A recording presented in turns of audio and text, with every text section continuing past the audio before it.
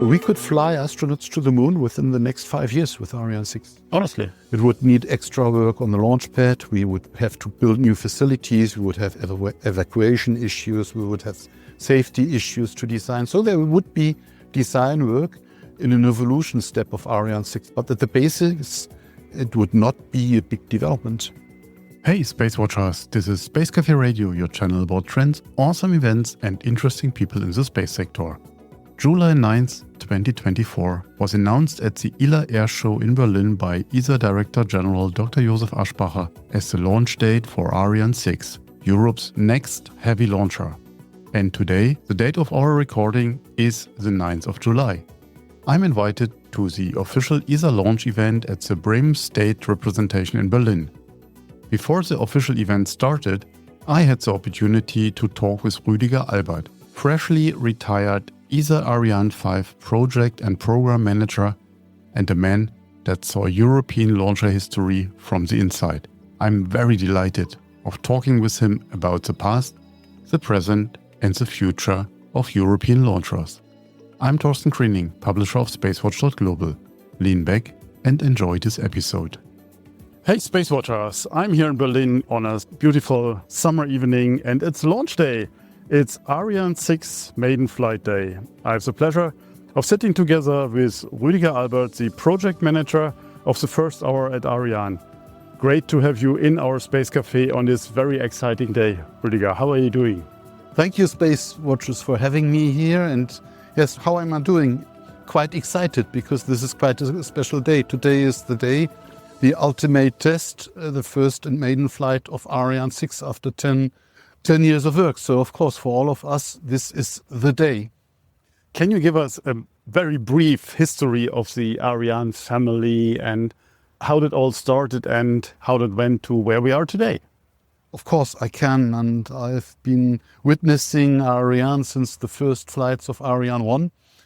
And the adventure all started with the need of autonomous access to space. This was already important in the 70s when something grew up, which was very new in Europe, meaning commercial space flight and access to space to do commercial telecommunication, which did not exist at a commercial level at that day.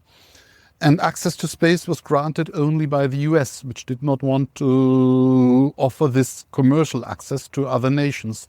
And this was the birth of the Ariane family, which was a sort of Pegasus, as the birth was done on the basis of Europa, which was a rocket which failed a dozen of times. And it all started in the 70s and it speeded up very fast. I was witnessing these beginnings of the start of telecom, and it all became an industry from a start-up up to industry in a couple of years, in less than 5 years. Then I was working for the launch operator at the beginning of Arianespace, which was the first commercial space line existing around. And then came the point where the Ariane 4 fleet was not big enough in order to offer all the cargo services for this growing industry. And this was the beginning of Ariane 5, because Ariane 5 was capable to replace in one flight 2 Ariane 4s. And Ariane 5 had a quite difficult start in the 90s. Maiden flights are never simple, and space is always hard. But then started a very long career with 117 flights. And Ariane 5 became something as a Swiss knife for Europe's space transportation, meaning that Ariane 5 was best friend of everyone. It was best friend of navigation, it was best friend of cargo to ISS, it was flying for telecommunication, and it was a very precious tool for science. James Webb, the launch of Webb, is just one of the numerous examples. So Ariane 5 was beloved, and was beloved because it was very precise in terms of orbits, it was very reliable, and it was flying on time. On the basis of Ariane 5, it came clear roughly 10, 12 years ago that we would need more versatility, more agility, and better economy. And I will explain why and how. Sure. So the idea was to fly different payloads to different orbits in a single flight. Ariane 5 didn't do that. Ariane 5 could fly several payloads, but into the same orbit. So 6 has a very different mission portfolio because 6 is capable to serve different orbits in one flight. That's the first important feature and the first important change. The second important change is that there's not only one Ariane 6. In the Ariane 5 lifetime, there was one Ariane 5 at the time. With our Ariane 6, we have modularity again, as we had on Ariane 4, meaning that we can fly with 2 or 4 boosters. And this means that we can expand drastically the mission portfolio, and we can fly Earth observation, for example, with the smaller version of Ariane 6, and constellations where you need to have high throughputs with the biggest version of Ariane 6. So modularity is the second key. The third key, less known, is sustainability. Ariane 6 gave us the possibility to review all our supply chains, board new member states, build up sustainable new supply chains. And this was done from A to Z. Ariane 6 is the first launcher which has been built with and designed with sustainability criteria.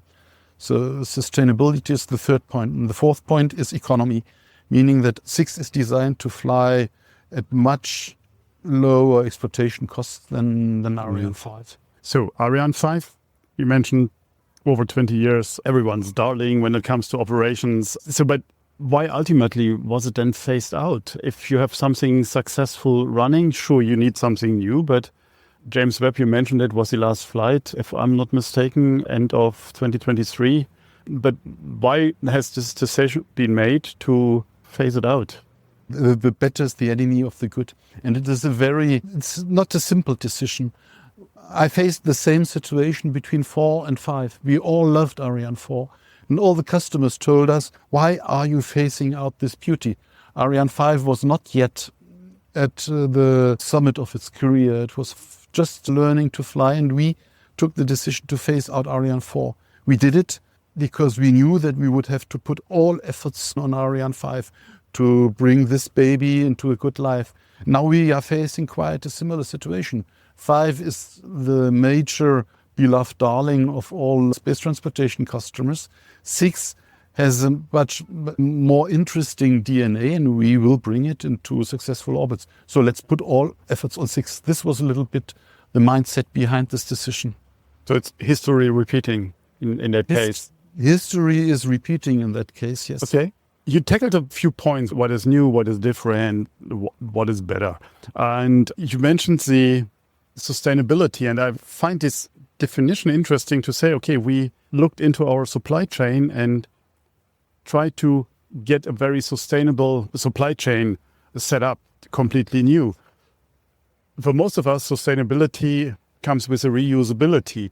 So, and that seems not being part of this equation for Ariane 6. Is that right? The boosters can't be reused. Obviously, the first stage can't be reused, or isn't it not designed for that?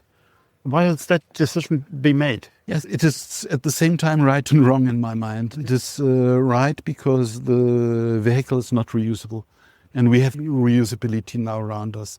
Europe is not the only spacefaring nation facing the challenge of reusability. We have the same discussions in Japan, in China, and also in the United States with other companies than SpaceX. So reusability for sure is the next step in the ladder of sustainability. What we learned with 6 was sustainable management of logistic chains, clear production of energy and propellants. And we did one and first important step on the ladder. We will go far beyond, and this is in preparation. We have under preparation ultra-clean demonstrators with propulsion elements as Prometheus or demonstrators as Themis. And these vehicles will be very fruitful for many uses. They can be used for heavy launches as Ariane 6, but they are also very promising for micro launches. Reusability will come to Europe, but it has to come together with the needs of European space markets. And in our decade, in the coming years, Ariane 6 is the right tool for the size of European markets, which will, in the development of the 8th continent, which we have on top of us, which will change. And ESA is working on these demonstrators since 8 years now, and they will fly next year. We are on this way.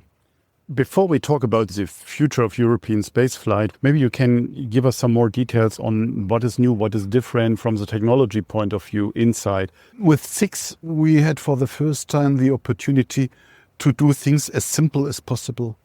On Ariane 5, performance was the design driver. We had the heaviest commercial launch vehicle ever existing with 5, so performance was a must.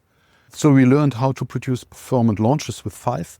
And with 6, we came back to simplicity. Simplicity was already applied by our grandfathers in the series from Ariane 1 to 4. And this came back with 6, with younger engineers and simpler design solutions around Vulcan, which became a Vulcan 2.1, and which has a much simplified production chain. It came through the development of the upper stage and also all composite parts of the upper part.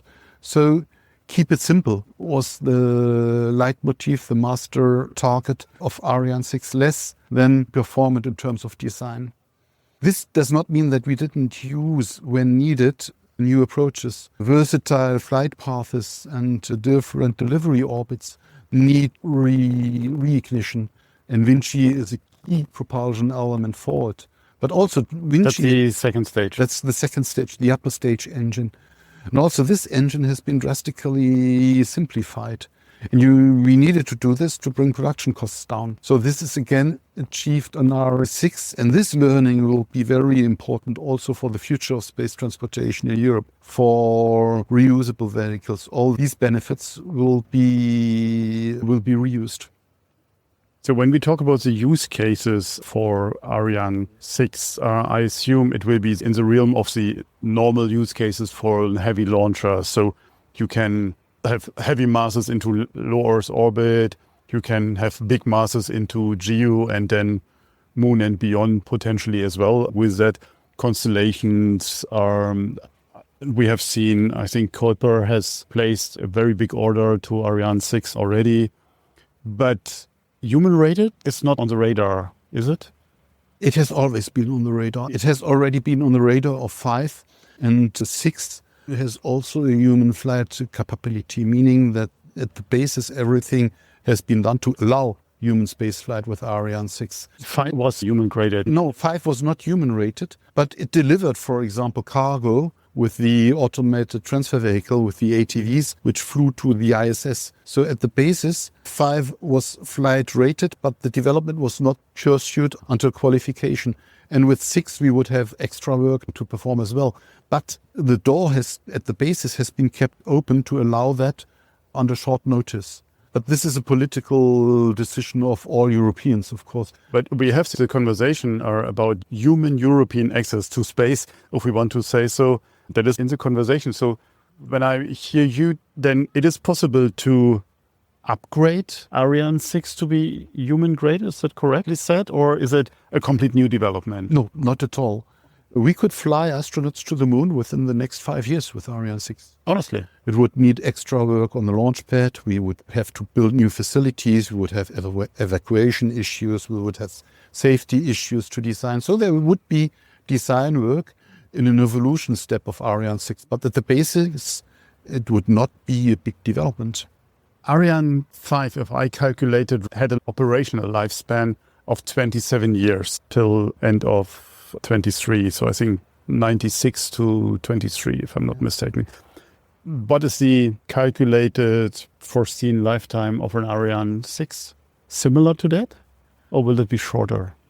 If you look into the design requirements asked for similar potential use case, if you look into our environment and the rapid acceleration of use of space around us, we could expect that this will be shorter and that Ariane 6 will be replaced by reusable vehicles in a shorter lifetime. But I'm a bad prophet. So the design requirements allow to fly over 3 decades.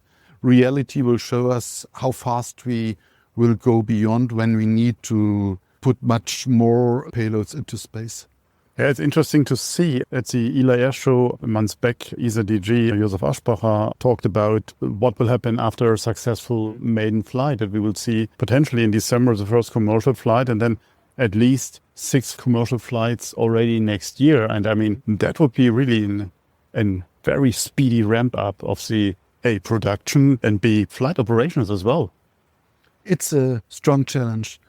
What we have all forgotten is that we already did it. With Ariane 4, we were exactly in this scenario. We flew about 2 times per year before, and we ramped up to 9 and later 11 flights within a couple of years, within 2 or 3 years. So we already did it. On 6, industrialization has been one central cornerstone of the design, so I expect that this should be possible. But I would like to come back for a short moment on this reusability issue and the core question. I'm always asked, why haven't you designed a reusable Ariane 6 now? And I think we should reflect on realities in Europe. And reality in Europe is that we want to be part in Europe of the space race with secured communication, and IRIS-2, the constellation of the European Union, is one example. We want to be interesting strategic partner for corporations, as we were with James Webb, and we will remain in this role for the future. This is also key for European capabilities. We want to be autonomous in navigation, within management of crisis situations like earthquakes or tsunamis. We want to remain the sharpest eyes in terms of Earth observation for climate change. All these are strategic objectives, and all these need a fleet of institutional vehicles performing this job. And Ariane 6 has been exactly designed for this role. And this is key, to be strategic, to dispose of a strategic asset, allowing for Europe this unique access. Then comes the commercial side, and in partnership with Ariane Group, the commercial aspects have been designed in to have a workhorse which allows also to sustain the burden of exploitation costs by commercial flights like we did since the beginning of Ariane. Both together come roughly to a flight rate of 9 to 11, as seen of today. Fully agree on the institutional sides that we need heavy lift access to space for the space assets that you mentioned, starting from defense to science and everything in between. On the commercial side, even the production costs and the cost of operations are dramatically lowered. I think the Ariane Group talks about 50% of the costs of an Ariane 5, which would be remarkable. However, whatever this number is, when we look around in the global market, we have the Chinese, which is a market that's potentially not accessible for Europe. We have Japan as a friendly alliance. We have India in a status where we don't know how easy it is to access. Where do you see this commercial future going for Ariane 6? I think the books are full already for the upcoming flights. Yeah. The first point is what you just said, that the order books are full, and we never had a vehicle on the pad for a maiden flight with such well-filled order book. So we are starting on a sound basis. The discussion around SpaceX and the spaceship and the 3 millions, I've not seen any calculations, so I'm unable to comment or to understand. But it's a very interesting assumption, if this is true. Mm-hmm. How do we deal with it in Europe? We have a very nicely performing telecommunication industry in Europe. We have jewels there. And these jewels are interested to be brought into space, not by monopolies. If you only have a single access to space by one launch operator, which is far away from all the others in terms of costs, you always would have to count on a second one in order to be sure that you will be allowed to launch. I know that this is a weak excuse, and nobody should hide behind that. And that reusability is key. But once again, it is key if you have the willingness to deploy a large throughput to orbit. This is the case in the US, and this is not the case in Europe. We still wait for the billionaire being ready to launch thousands of satellites within a couple of years. I understand your point and where you're coming from without any doubts. Also, the geopolitical situation is something that we more than ever have to have in mind, in my opinion. So again, from the institutional and from the strategic point of view, I do see it. Let's take out our crystal ball and look a bit into the future, how the future for the European spaceflight might look like. You mentioned before the development of the next Ariane in line. Can you talk a little bit more which direction it will go? In my view, we will see a very important paradigm shift in the coming years. In the coming years, we will not talk of an Ariane 7, an Ariane successor. We will talk of an ecosystem and the population of the ecosystem.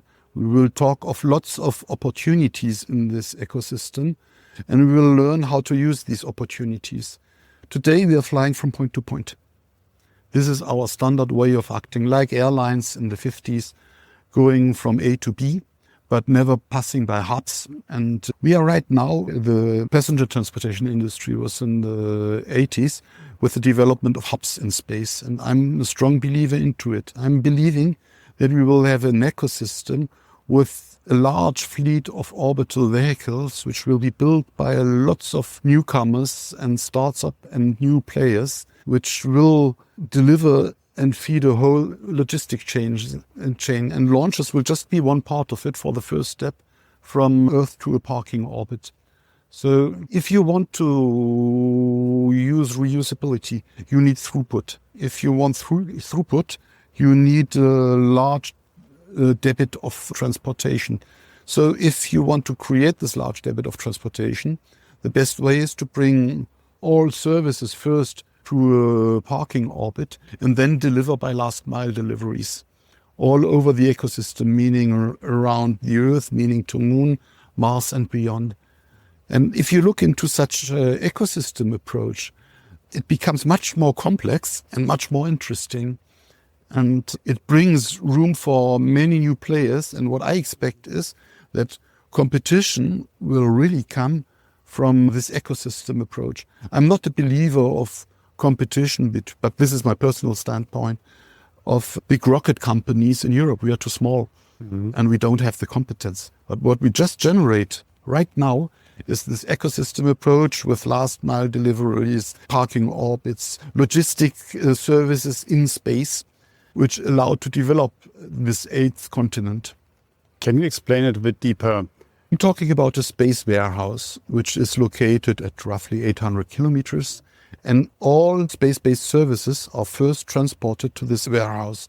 The warehouse has the possibility, it does servicing on these vehicles, does refilling, has space tugs to deliver to other parking orbits or to the final destination point. I'm seeing it like you could see it on Earth. The Earth transportation has drastically changed over the last 15 years. And you have big warehouses on ground with big trucks and railway elements, feeding them and filling them up. And then you have a lot of different transport situations to the final customer. And I think this approach will be visible in the next 10 years. And I expect that in Europe we will be one of the first players on this ground. That's a bold vision, in my opinion. It is, yes. And it will be interesting to see. In 10 years, it's not that far. If you look, just to give you some color to it, we started within ESA a competition in order to have a couple of demo flight missions in the coming years, not in 5-10 years, starting from next year onwards, in order to develop such service elements and to bring them into space and to demonstrate that they really work. So this is not theory. It is in my view, a new approach. Ruedeger, thank you very much for this very interesting thought. I think we will work on it a bit further. Last question, and you operated many flights. You have seen so many launches in person. Please share your emotions. What's in your mind today, not being on the control pad, just being a visitor? For me, it's a total relief. This will be the first launch where I have not any responsibility. So I will see it as a total fan of space transportation with big eyes. And I'm really happy and I have no phantom thoughts of I would be part of the game. I've been part of the game for a long time and now I'm really happy to see Maiden flight without having this being part of the game. Thank you very much for your time and good luck for all of us for this launch tonight. Thanks a lot for this opportunity. If you have further questions, reach out to us at radio@SpaceWatch.Global. If you like these or other episodes of Space Café Radio, leave us a rating on your preferred podcast platform. It is the currency of today. And if you want to stay on the pulse of the space industry, please visit our website at www.SpaceWatch.Global and subscribe to our newsletters. And of course, don't forget to become a Space Watcher. I'm Thorsten Kriening, publisher at SpaceWatch.Global, your independent perspective on space.